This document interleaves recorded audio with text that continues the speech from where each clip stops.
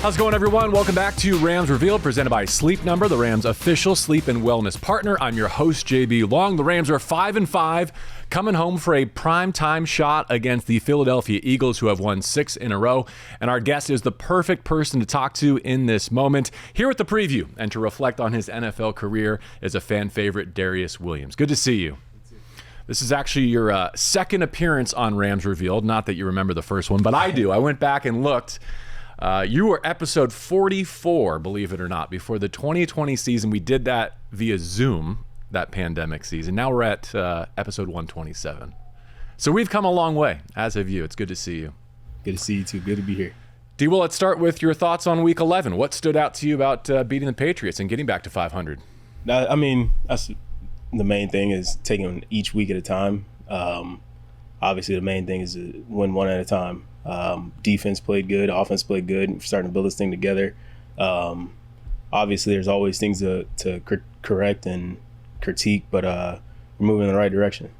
The offense has been good at times, but it's been largely defensive driven, I think, right? This comeback from 1-4. Was it nice to see them sort of take that baton and go out and throw for 4 touchdowns, including some explosives? Absolutely. So that always takes a lot of pressure off us. But at the same time, as a defense, like, what defense doesn't want to be gritty? What defense doesn't want to be out there? What defense doesn't want to have the time to close out the game? So I think having that mentality as a defense, it doesn't really matter what your offense does. All right, let's dig into that a little bit, because the defensive EPA, which is like a measurement of overall success, in the first 4 games for the Rams was 31 out of 32 in the league. It wasn't very good.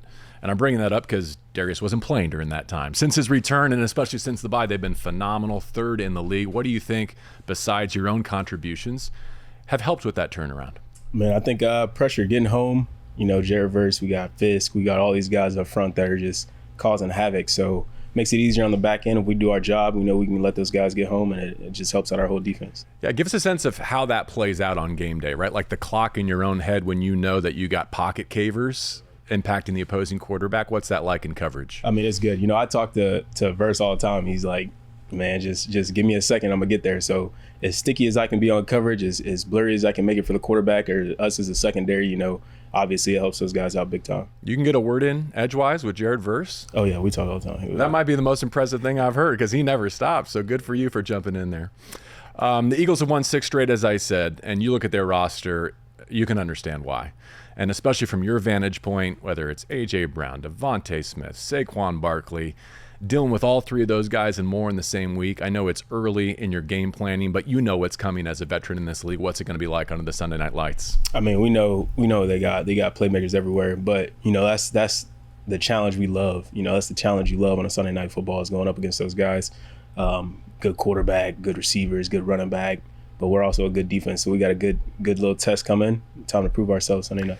The challenges there are so multiple, though, right? I mean, you're not just locking in to take on one particular receiver. Depending on who comes to your side, you could have a whole array of challenges. Absolutely, and that's where film study comes in, just trusting the coaches, trusting in what they prepare for us, and just going out there, letting it go.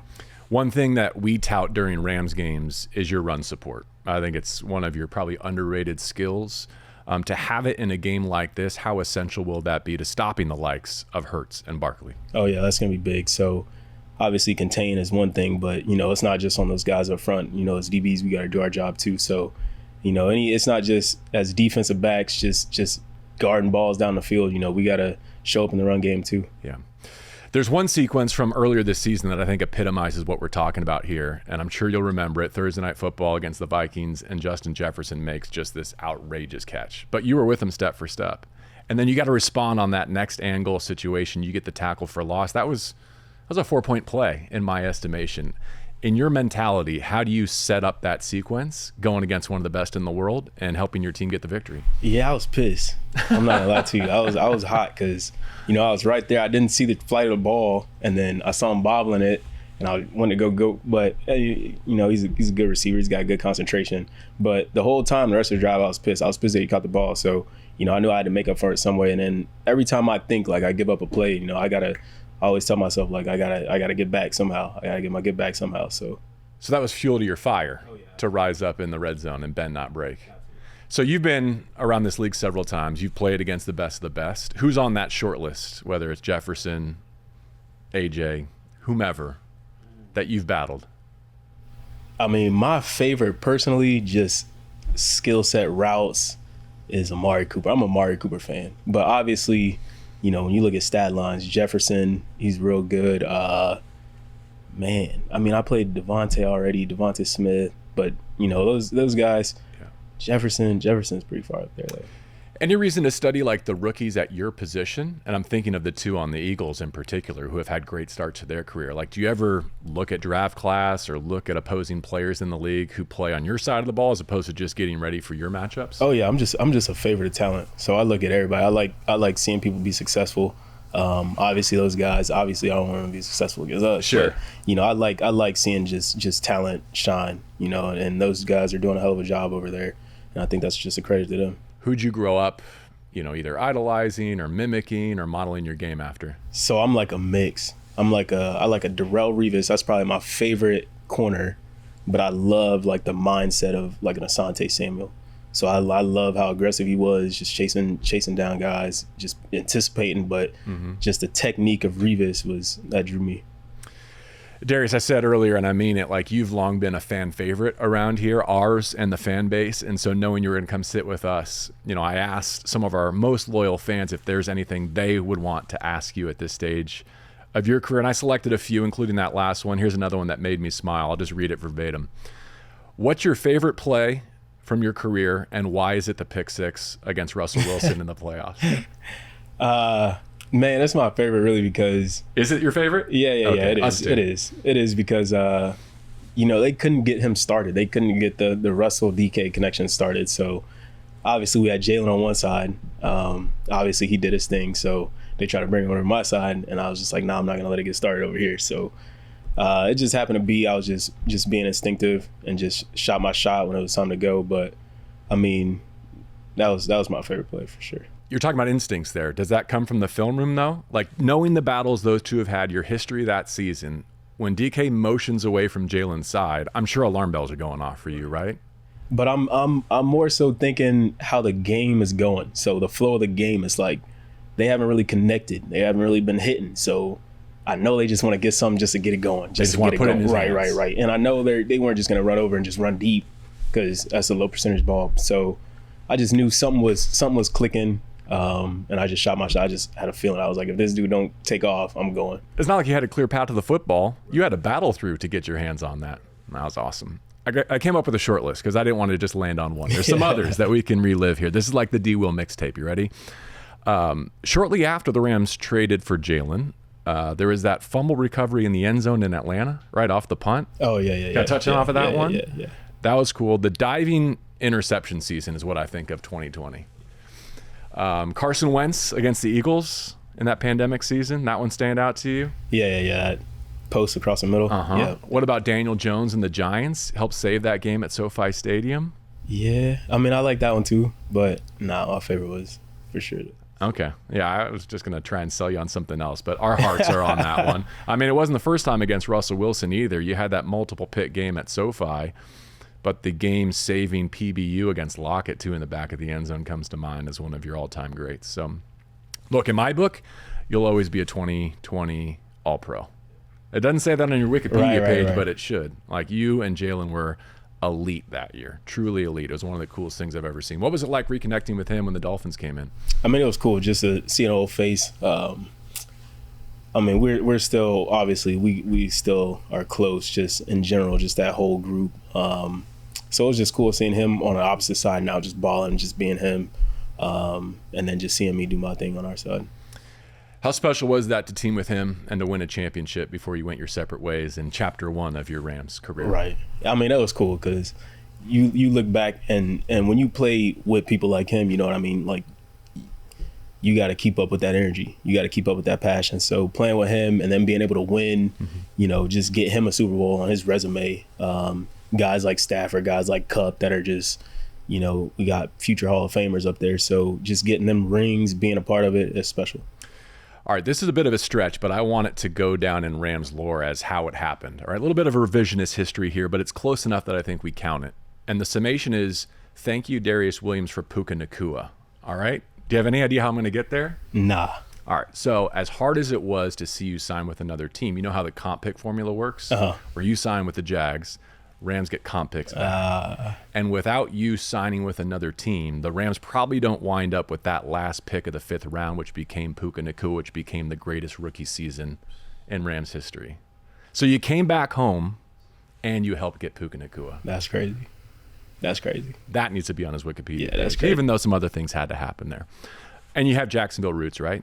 Yeah, I do. So what was that chapter of your life like to be able to go back home and play in front of some people you know? Yeah, it was cool because I was back at home. So I was obviously my pops, my mom's like, they're all the way East Coast. They're not big flying people. So they came to the LA games, but rarely. So, you know, that was a big reason why I went back, is just so they can just enjoy, you know, my time in the NFL. So let's just say they enjoyed it. They had a good time. And you were so good last season. Like, seriously, so good. I thought you deserved another multi-year contract, but were you sure you were going to get a chance on the wrong side of 30 to continue on in this league? No, I wasn't. So I feel like in my body, you know, there's a lot in my body, you know, like age, especially now when you look at nowadays, like these players, like some of these dudes are young and they just last forever. I feel like that's just the way it's going. So 30 it ain't going to be the new 20, but, you know, I don't think that's where the fall off starts. Yeah, Les Snead said as much last week, that you look like a young 31. Like, some of the guys in your position are like transitioning to safety at that stage of your career, but you still look like a true corner, an outside corner at that, right? Which is where you're most comfortable? Right. Is that true? Yes, sir. As you look back, how are you different, Darious, than when you first arrived in LA? Speaking of age, back at 25, I think it was. Yep. Rookie year. It was not a straight line to LA. Right. But compared to that moment in time, how are you different as a man, as a player? I mean, as a man, as a player, you know, as a man, I got a kid, I got a family, you know, kid and a wife. So that's definitely, you know, just complete turnaround from obviously being a rookie. But then as a rookie, just coming here and gaining knowledge of football, that's not something I had in college. You know, we were a big man team. So come here, I'm hearing all these different coverages. I don't know what they are, even when I get to the Ravens. So I come here in LA and they teach you football. And that was one thing that you know, I've kept throughout my entire career, just learn how to break down film, learning what to see, what to do, and just being pro at it. You prefer man or zone? I'm a big man guy. But you have to understand. I like to be sticky, yeah. But you have to understand the other part of it. Right. To play every down in the National Football League, huh? What about the Rams as an organization? So you've grown on one track, right? They've evolved too. As you came back to LA, any observations other than like the physical space that we're in about what's different? Nah, that's the thing about this place is I think, you know, Les, Sean, they do a real good job of just keeping a culture here, a culture that's unchangeable. Like from my rookie year till now, you know, we've been about family. We've just been about, you know, as our DB room, just being close. You know, we don't look at each other as just like this dies out for my job. You know, it's more like, can we help each other be the best? And I think they do a real good job of just understanding that we're here to win, but it's also enjoyment of winning. I want to ask you about that, you know, kind of young foundation of this roster, especially on defense, in just a second. But first, let's take a moment for the wind down, brought to you by Sleep Number. Each week here on Rams Revealed, we get a player insight into how sleep and recovery impacts his performance in the National Football League. And if we rewind time to this summer, I'm curious how you went about overcoming that training camp injury, the hamstring that kind of recurred and cost you the first month of this season. Yeah, so, I mean, it is what it is. I'm a big guy in faith, if people don't know that already. So I think whatever happens is God meant for it to happen. Obviously, the recovering, it was frustrating, but at the same time, you know, all I did is keep faith. I know things happen for a reason. I know they're always good. So, I mean, it is what it is. Hamstrings are tricky, I know. Rehab's no fun, but especially when your team is struggling while you're in the training room, what's that like? Yeah, that's where it's tough. And it's tough just being on the side, just watching people compete, all the joint practices, just all the reps that you miss out on, just not being there, the competitiveness. I think all that is where you just got to blot it out and be like, look, this thing happened for a reason. Let's just keep the faith and keep going. Yeah. I know it's been a long time since you went undrafted, but you're one of the Rams' best stories, I think, in terms of how, you know, a diamond in the rough, however you want to frame it, can become what should have been an All-Pro, a Super Bowl champion. This year, 5 undrafted rookies made the first 53-man roster. A lot of them are on defense. We're talking about Omar Spates and Tank McCullough and Josh Wallace and Charles Woods. How are you growing them up, either verbally or by your example? Yeah, so I know for sure Josh Wallace and Tank, you know, they were in my ear, both ears, left and right, the whole entire summer, just asking me, you know, how can I make the team? What can I do? And, you know, they're balling, they're shining. And I just tell them, like, you know, these are the first steps. Just make sure you knock out these first steps, but make sure at the same time you're still taking it. Don't make the same mistakes we make as vets. We might get a little leeway. Don't come in here and make the same mistakes we do. And that's one of the big things. And I think just the growth of these guys, the maturity already that they have, just ready to come in, learn, ready to come in and be on the field. Like, I wasn't ready to be on the field my rookie year. And I think that was a big thing. But, you know, they're ready to come out here and ball, and they're showing it. My broadcast partner, DeMarco Farr, is another great former college free agent. Won a championship in college, won a Super Bowl championship. He's always said that you never shake the reputation, the mentality of being a free agent, that it's just like a year-to-year existence. Have you walked that life too? Do you resonate with that sentiment? Yeah, absolutely. I mean, and that's not, everybody's got their story, right? So everybody gets drafted, everybody's got their story, but, you know, being undrafted, you got that chip. You always got that chip because, you know, you got to work twice as hard to get somewhere. You got to work twice as hard to earn the respect because, you know, you don't get it just like the fan favorite guys that are drafted. Yours is special though, right? Like, yours stands out. We've covered it on this platform, on this show, and many others. But for our new audience, like, here's just one piece of the puzzle. Do you remember the days when you were delivering flowers? What was that, for Ace Hardware while your UAB program was shutting down football? Absolutely. So that's when I went back home. And my homeboy actually had a job, and he was like, man, I'm about to leave and I'm doing something. And I didn't have a job at the time, and I just wanted some money. So I was like, yeah, let me just do it. Let me just hop in this van, deliver some flowers, 3 trips a day. I'm good to go. I mean, that's work ethic right there. But now on the other side of it, you've made, what, over $30 million in this league? You've got a ring. Like, how fulfilling is that is your journey? Right. I mean, that's all faith, right? So like I said, like, I'm a big person of faith, and everything that happens is for good, it's for a reason. So I just always think, like, what is God telling me? What is he putting me through? And I think ultimately that led me here, because I never wavered. I never thought the negative. I never was, you know, well, why is this person or why is this person? I just stayed in my zone, kept doing what I was doing, and worked out. When this game finally tells you it's over, any sense of what you might want to do next?